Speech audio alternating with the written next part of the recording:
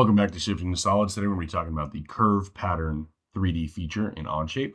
Normally at this point I'd be telling you to start a sketch, but I wanted to bring up the circular pattern feature from last week, and I left the model up so we could kind of talk about it. So if we look up here, if you follow me up top, where our patterns live, we have linear pattern we did a couple weeks ago. Circular pattern was last week. And if we get that definition, it says to use, to create, add to, subtract from, or intersect multiple instances of parts, faces, or features, specify the axis, angle, and number of instances. Optionally, specify instances to skip. If we go to curve, create, add to, subtract from, or intersect multiple instances of parts, faces, or features, specify the path, spacing type, and number of instances. Optionally, specify instances to skip. Same exact definition, two different tools. What the heck's going on?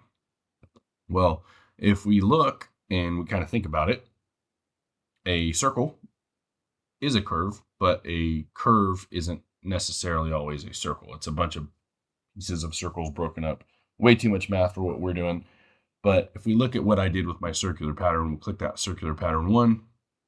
And essentially what was going on, I have this axis, this construction circle that I made, and these pegs, the geometry for the pegs are following that line, right? Same thing on my number 2. If I go to circular pattern 2, I doubled this one and added multiple instances, or double the amount of instances of studs that we have holes. And it follows this inner ring for a count of 16. Same thing, but it follows that path all the way around. So today we're going to be talking about curves. So let's get started. Coming down here to the bottom, we'll start a new part studio. And we'll start with a sketch on the top plane. So we're going to go Shift and S, N to normalize, P to hide those planes. And I'm going to start with a line in the center as a construction line. So I'm going to press letter Q, and I'm filming this video a couple days after Valentine's Day. So my daughter and wife there's hearts everywhere. My daughter just pulled a bunch of heart stickers and was playing with them. So we're going to draw a heart today. So what I need to do is from the spline, I'll start from this origin, kind of come up, click, come up a little higher, click, and we'll come back to center, press escape. Looks good. Maybe I'll stretch that out a little bit, give that a dimension of like 10. See what that does. There we go. Let's mirror this guy over. I'm going to select this center line, and then I'm going to mirror that side. So we have ourselves a heart. From here, we're going to press Shift and E, add some thickness to this. Let's make it about 3 inches tall. Say OK. Now I have a 3-inch tall heart. I'm going to go back to my first sketch though, and now we're going to give it some geometry to follow. So I'm going to double click. We'll click the offset, and I'm going to click the inside. And sometimes it only lets you do one chain at a time. It's kind of picky, that offset tool. If you pick in a different order, I don't know why it works sometimes and sometimes it doesn't. We'll go in and we'll say 1 inch. And actually we'll turn that line, both of these lines, into construction lines. We'll say OK. So now you'll see we have that there. Actually, I'm going to switch my extrude to go to the bottom so I can see my sketch on top of my deal here. So we're going to add some holes along this pattern here. And what I'm going to do is we'll use the hole tool. Select that mate connector. We'll pick this point right here. There we go. We have a counter bore of 1 inch, so they're a little easier to see, and we'll go 0.5 on that inside. Flip to the back, you'll see it does go all the way through. So we'll say, okay, I have one hole now cut in my 0.5 here. That's what I want. 0.5. And one hole cut in my heart. Kind of brutal. Anyways, now what we're going to do is we're going to use that curve pattern. Okay. I'm going to start another sketch just off in space. This is just to show you how that part feature works. Let's make another spline.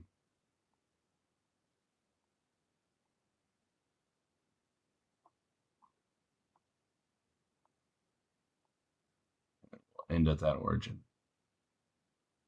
Say okay.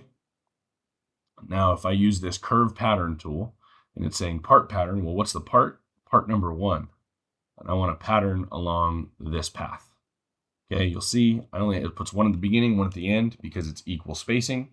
But I also have a only the instance count set at 2. So if I were to make it 3, it's going to throw one right in the center of that. Maybe I want 15 of them along this path, and you'll see it'll start doing it. You'll see at some points we get some issues where they might overlap.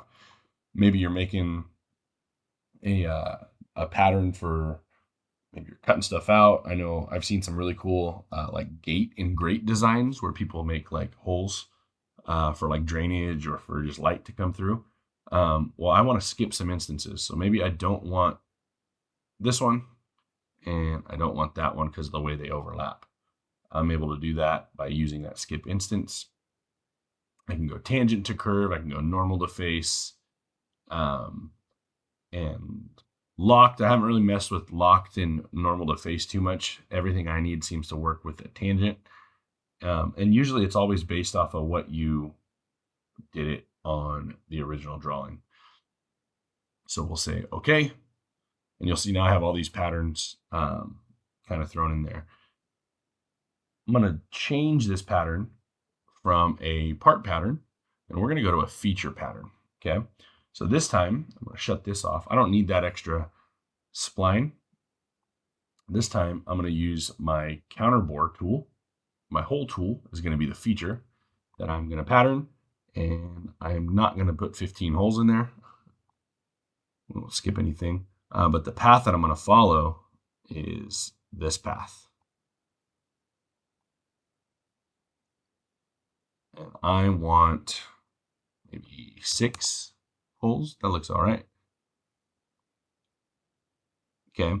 Now, something you might notice is that when I pick one side, it seems to be all right. But when I go to the other side, it messes up and it freaks out. So what I can do is do this once. You'll see I got my holes through the backside. I think I'm going to skip instances on this one. I'm going to get rid of this last one and say okay. And then I'm just going to do another curve pattern. This time we're going to click feature again, do the holes on the same side, but this time we'll pick the other side. And we'll give it that same instance of 5. We'll say okay. Now I have 1, 2, 3, 4, 5, 6, 7, 8, 9 holes to mount this heart. Maybe this is a jig of some sort. Maybe you're using it to bend wire, and I have some big, round stock you can throw in there, or it's a forming jig, a forming die, whatever. If you really wanted to, you could do this real quick. I could come in here and kind of do a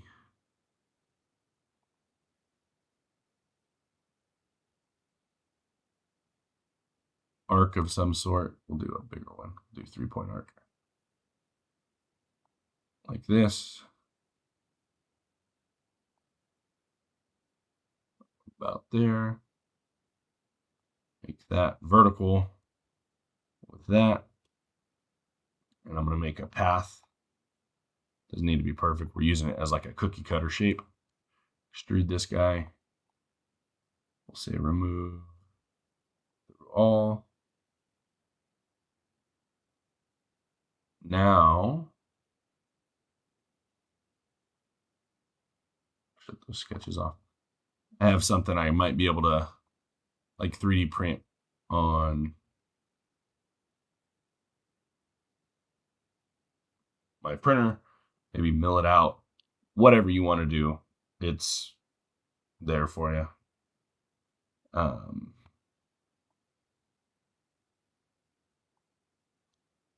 Probably could be a little bit better. Let's mess with this really quick. Make it like 22.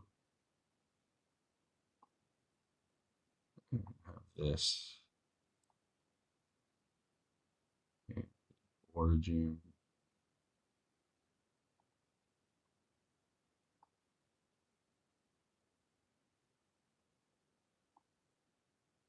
You get the idea.